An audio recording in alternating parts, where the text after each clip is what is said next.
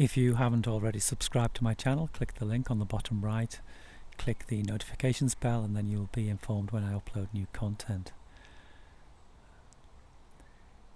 So I haven't verbally announced the title of this video simply because I don't know what I'm going to talk about yet.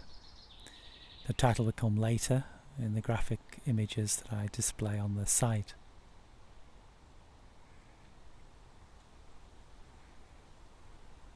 I had an interesting meal out with friends. In fact, one of the friends you might be able to see in the background has decided to take her shoes off and wade through the stream and go and explore in the only manner that she can, which is being at one with nature and taking her shoes and socks off and going barefoot through the stream. It was an interesting evening. We talked about all sorts of subjects. I suppose the general theme was, how can one hold a position of non-dual awareness whilst still acting in the world? How do you perform that fine balancing act between recognizing your essential nature, the Atma or Atman? I've noticed that Atman and Atma are used interchangeably in certain texts. The Gita that I'm reading calls it the Atma, whereas most other resources use the Atman. So I've been using Atman, but it's basically referring to the essential soul or spirit within each individual that is one with Brahman. And we talked about that in the last video called Brahman. And so myself and my friends were talking about how we can live in that place, that deeper place of eternal presence that seems to be above and beyond our daily concerns, our conditioned mind, if you like, but also act in the world and face the challenges and struggles that life unendingly throws at us. Everybody's life is full of complexities and difficulties and problems to try to overcome, and struggle and hardship, and in this current time that seems to be a problem for a lot of people in the world and in this country, in the UK. There seems to be a lot of darkness and a lot of people who are sleepwalking, but by the same token there also seems to be a lot of light and a lot of people who are waking up.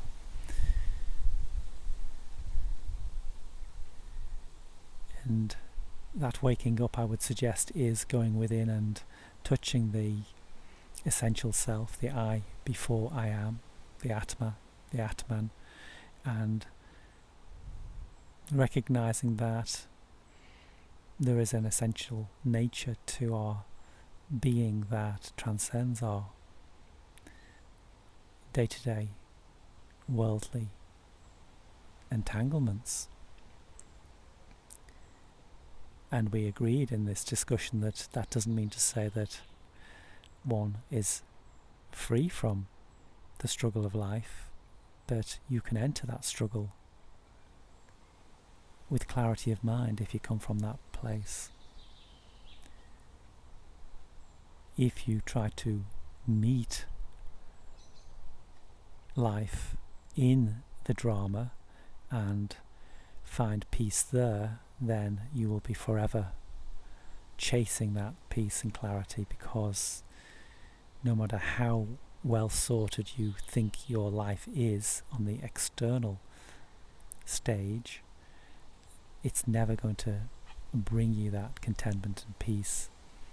It's always going to give you challenges and disappoint and let you down, the things that you think will fulfill you and make you happy don't in the long term.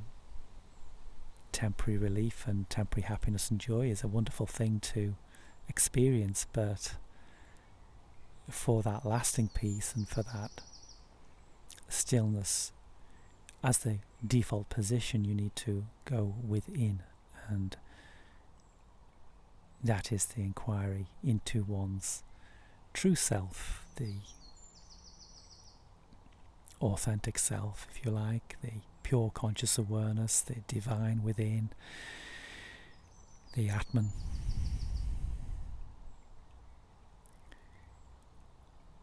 But that's not a place that you can bring into your conditioned mind and use in the same way as you might use a skill or a way of a technique of thinking, or something that adds to your understanding of yourself in a way that allows you to function in the world more efficiently. It's not that sort of understanding. It is, and we've mentioned this before, it is dropping away the need for answers and for knowledge and for knowing and for understanding, dropping away the layers of the constructed identity that you have built up and have defined you over the years, letting go of that so that the peace within can breathe and have a chance of manifesting through you. You don't have to find that eternal stillness, that peace that brings clarity of mind. I believe that that is the default position underneath the story of you.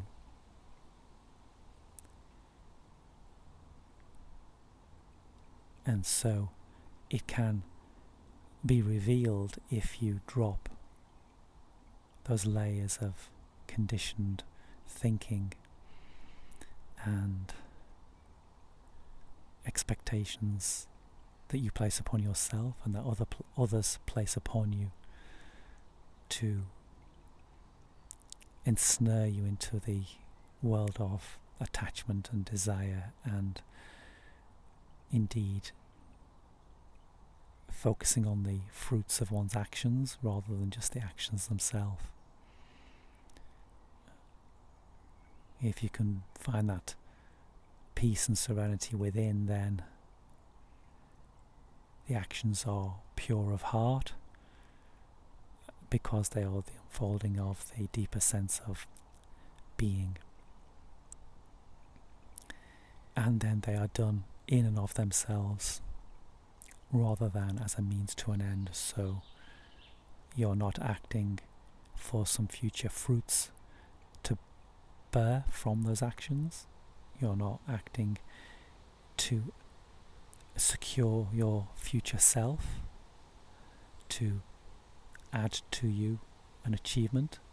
You're acting because this is the right thing to do in the present moment, that it feels right. And 2 videos ago I talked about truth and what is the truth and the individual truth for you or for other people, and how that creates conflict. But again, I'm coming back now to dropping away those comparisons with other, and even those comparisons with who you believe you should be, who you believe you are, and what you need to do. So you're comparing yourself with an idea of yourself. So it's a dropping away of those comparisons too, a letting go. And in that letting go, you might be surprised that you can then find peace, and from that peace comes clarity of mind, and you can act through stillness, through the silent mind or the empty mind, and those actions are simple and unfold in a way that would surprise the old you, the conditioned you, because you will be witnessing yourself doing, saying and achieving things that you never imagined were possible. But a word of warning, that sounds very appealing, but if it becomes the goal to finding the silent mind, then again you're going in the opposite direction. So this is a dropping away, it's a leap of faith in a way, because there are no guarantees. This is unknowing, this is entering that space of pure beingness. But you may find, if you can breathe in that present moment awareness, that things fall into place.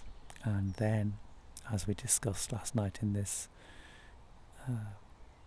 gathering of friends who are all like-minded individuals, you can find yourself acting in the world in peace and harmony, even if that world seems the opposite, even if that world, when you look out into it, seems full of chaos and conflict.